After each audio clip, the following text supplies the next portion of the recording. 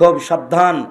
এতক্ষণ পর্যন্ত নীতিগত কথা বললাম, এবার আল্লাহ রসুলের আফসুস বলি। আফসুস, আল্লাহ রসুলের দুঃখ, আল্লাহ রসুলের আফসুস।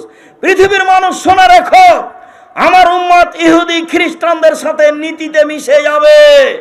ডান হাতের বিঘত যেমন বাম হাতের সমান, ডান হাতের বিদ্যা যেমন বাম হাতের সমান, সমান সমান যেমন আমার উম্মত পাপ করার ব্যাপারে ইহুদি খ্রিস্টানদের সাথে মিশে যাবে তেমন। এটার মধ্যে একটু কম অবস্থা আছে কি? ডান হাতের বিদ্যা আর বাম হাতের বিদ্যা কত বড়? একই সমান। আল্লাহ নবী এ দিয়ে কি বললেন?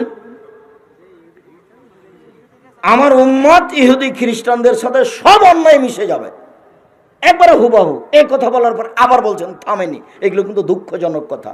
পৃথিবীর মানুষ শুনে রাখো, ডান পায়ের জুতা যেমন বাম পায়ের সমান, ডান পায়ের জুতা যেমন বাম পায়ের সমান, আমার উম্মত